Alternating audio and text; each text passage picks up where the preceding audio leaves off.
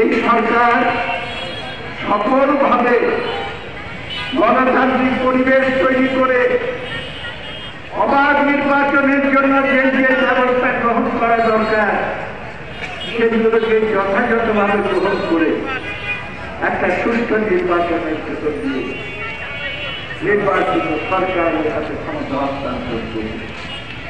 আমাদের সংবিধানে আছে প্রজাতন্ত্রের মালিক হল জনগণ।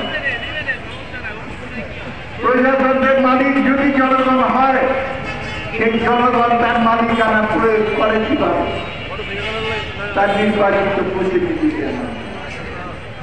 আমার পছন্দ মতো প্রতিনিধি পাঠাবো, আর যদি সে উল্টাপাল্টা করে, যে বিধান নাই সেই বিধান যোগ করা উচিত বলে আমরা মনে করি।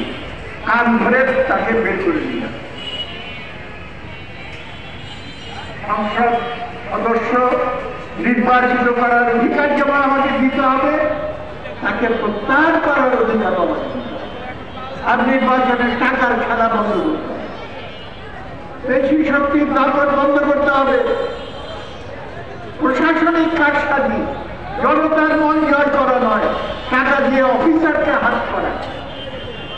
আমাদের নির্বাচন ব্যবস্থাকে ধ্বংস করে দেওয়া হয়েছে, সেইটা থেকে বেরিয়ে এসে একটা সুস্থ নির্বাচন এবং এই কাজগুলো করার জন্য এই পদক্ষেপ নেওয়া হবে আমরা। কিন্তু আমরা দেখছি মাঝে মাঝে জনগণের উপরে বিশ্বাস রাখে না। সংস্কার করতে হলে সবাই মিলে করতে হবে, জনগণের উপরে নির্ভর করে করতে হবে, জনগণের নির্বাচিত সরকারের সেই দায়িত্ব। আরো অনেক কথা রাজনীতির জরুরি, যেটা বলে আমি শেষ করতে চাই। আপনাদেরকে আগেও বলেছি, সাহেবকেও বলে আসছি যে দেখেন, আমি কিন্তু সমস্ত জায়গায় বক্তৃতা দিয়ে একটা কথা বলি, জমি বর্গা দেওয়া যায়, স্বার্থ বর্গা দেওয়া যায়।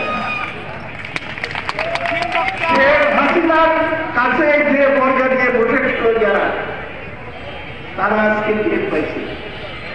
খালেদা জিয়ার উপরে বর্গা দিয়ে বসে থাকলেন, তার কাছে নাকে তেল দিয়ে ঘুমাইলেন।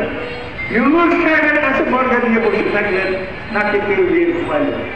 কিংবা সেলিম সাহেবের কাছে যদি বর্গা দেন, নাকে তেল দিয়ে ঘুমাইলেন। স্বার্থ বর্গা দেওয়া যায়, যার যার স্বার্থ নিয়ে সমস্ত জনগণ আন্দোলনের সংগ্রাম আগে, এবং এই সংগ্রামের সংস্থাগুলো গড়ে তোলে এবং তারাই আগামী দিনে সরকার গঠন করবে। কমিউনিস্ট পার্টির বক্তৃতা আগে শুনেছেন আপনারা। আমি পরিষ্কার ভাবে বলে যেতে চাই, কমিউনিস্ট পার্টি কোন পক্ষে, এই পক্ষে না ওই পক্ষে, সেই দিন শেষ হয়ে গেছে।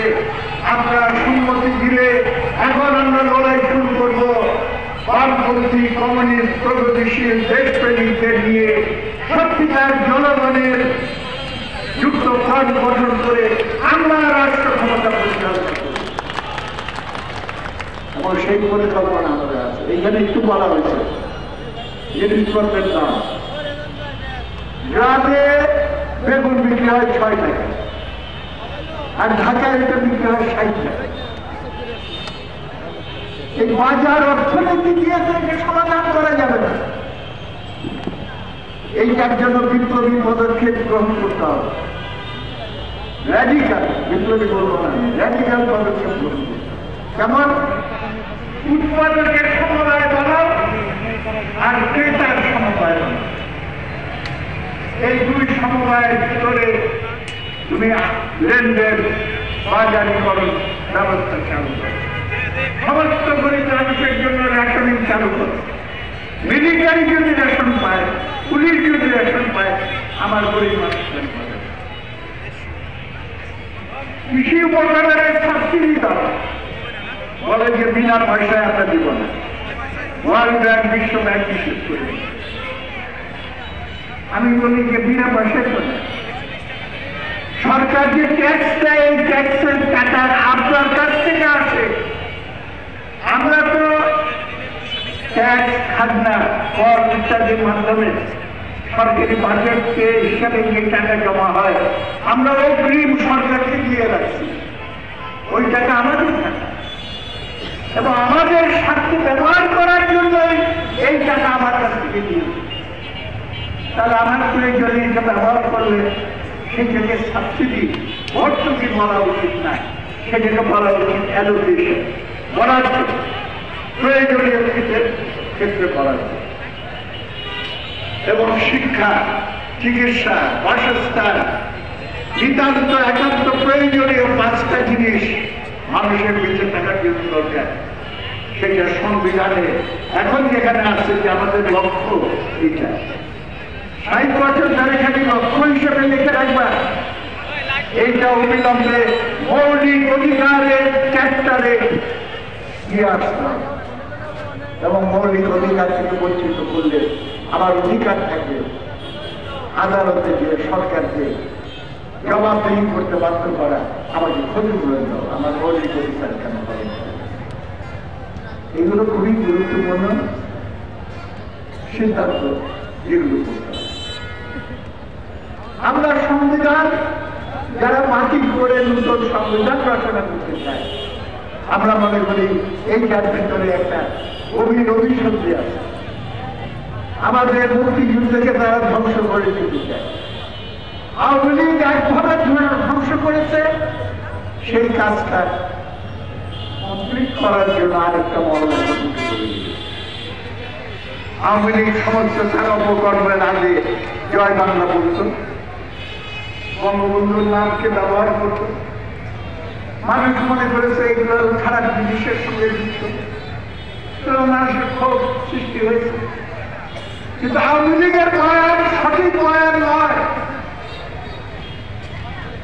সঠিক ইতিহাস, সঠিক বয়ান আমাদের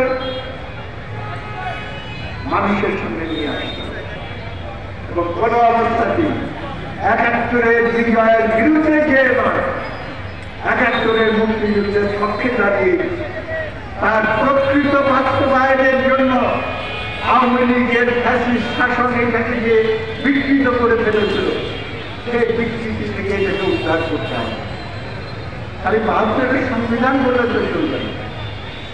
আমাদের যে স্বাধীনতার ঘোষণাপত্র, যেটা এপ্রিল মাসে ৭১ সালে মুজিবনগরের আন্দোলন থেকে পাঠ করা হয়েছিল, যেটার ভিত্তিতে আমাদের মুক্তিযুদ্ধ এবং স্বাধীনতা সংগ্রাম পরিচালিত হয়েছে, সেইটাকে ভিত্তি করে আমাদের আগে হবে এবং সংবিধানে ক্ষতবিক্ষত করে চরিত্র বদলায় দেওয়া হয়েছে, সেটাকে আবার সঠিক জায়গায় নিয়ে আসতে হবে এবং প্রয়োজনীয় সংশোধনী করতে হবে।